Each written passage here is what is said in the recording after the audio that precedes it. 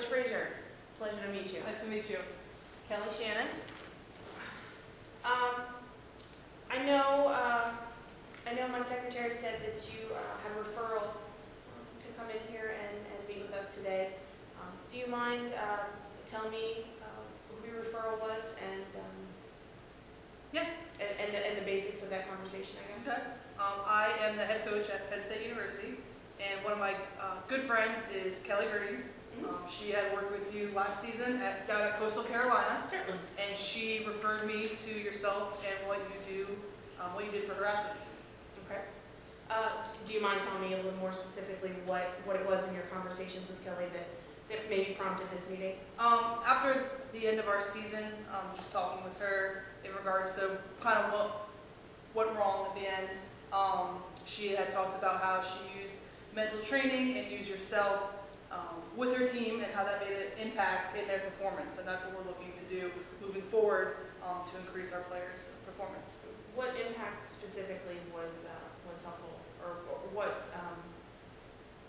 She basically said the biggest thing was pressure situations, how they perform better in pressure, and they seem less stressed throughout the games. Okay. All right. I remember the conversation and dealing well with her team. We did a year cycle, Okay.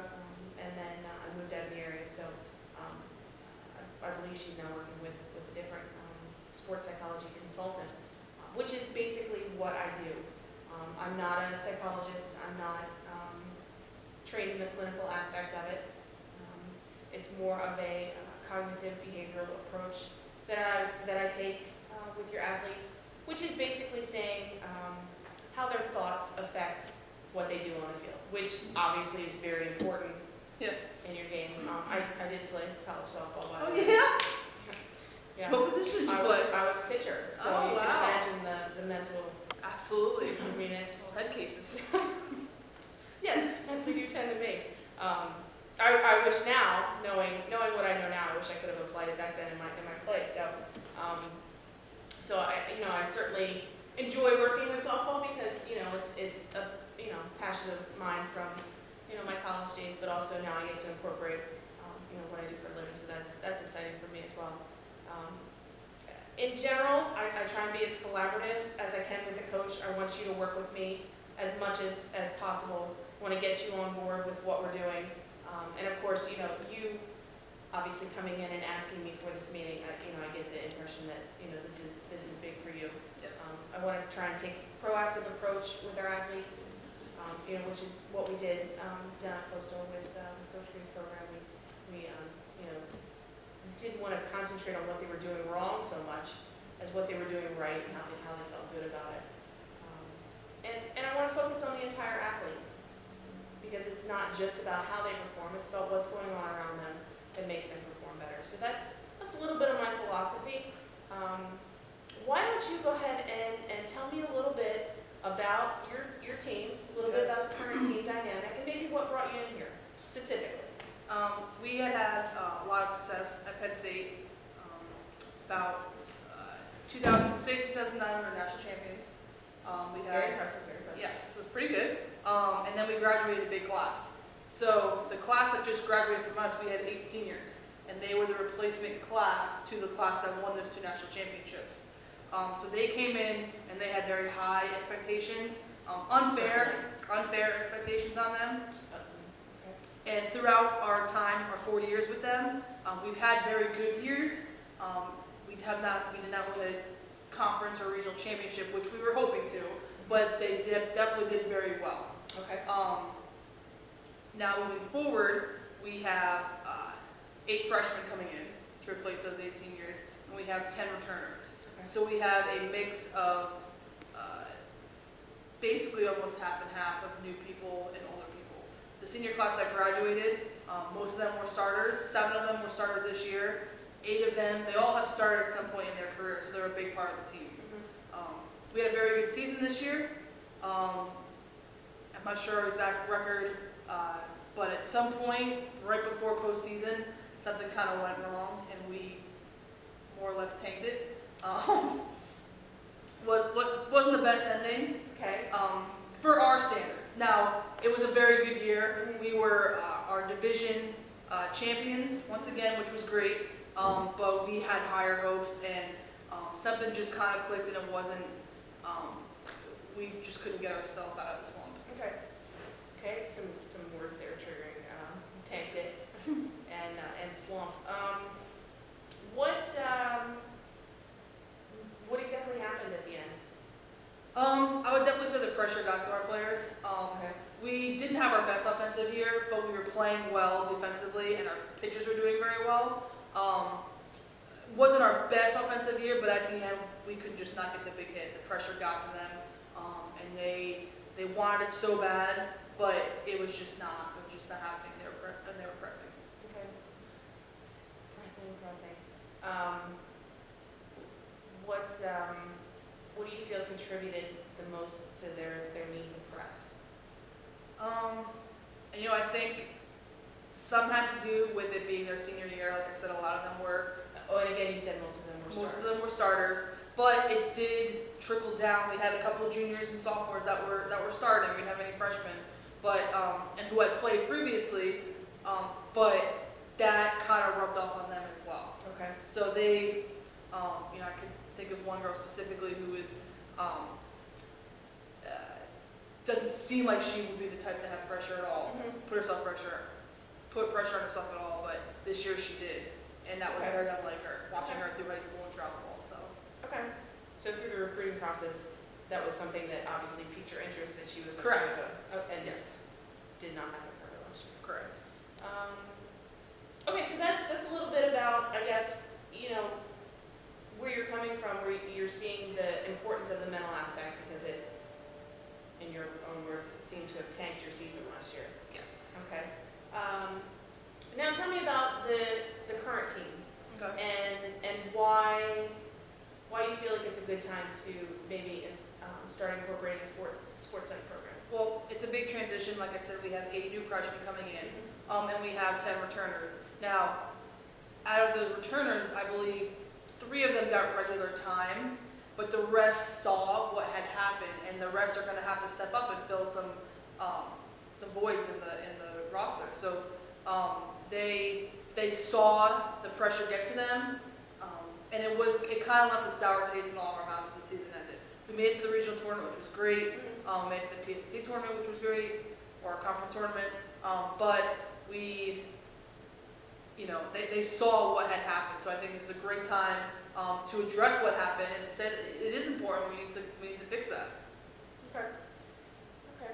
So you feel like it's a good time to maybe lay some groundwork. Correct. Okay. Talk to me about your expectations for the team. I hear championships coming out a lot.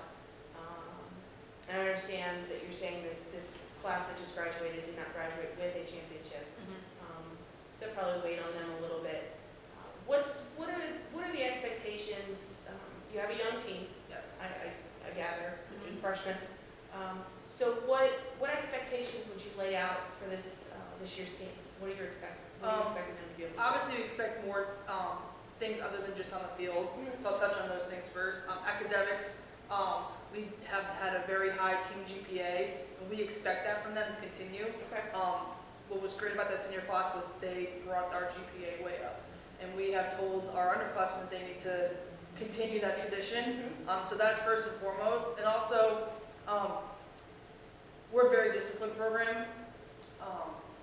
They tuck their shirts in, they don't swear, they do the right things, respect, accountability, all of that we preach to them, so they're better people when they leave, and that they're ready for the real world. So that is a huge expectation on us, probably the biggest. And then on the field, we're in a conference where anyone can win at any time, and we do have some new players, but we're not looking to skip a beat. We're looking to move forward. Okay, so it would not be out of the realm of possibility for you to possibly expect a championship towards the end of your Correct. season? Okay. You talked to me a little bit about, you also have, pretty high expectations on and off the field as well. That sounds awesome, asking them to be accountable and have some responsibility, preparing them for the real world.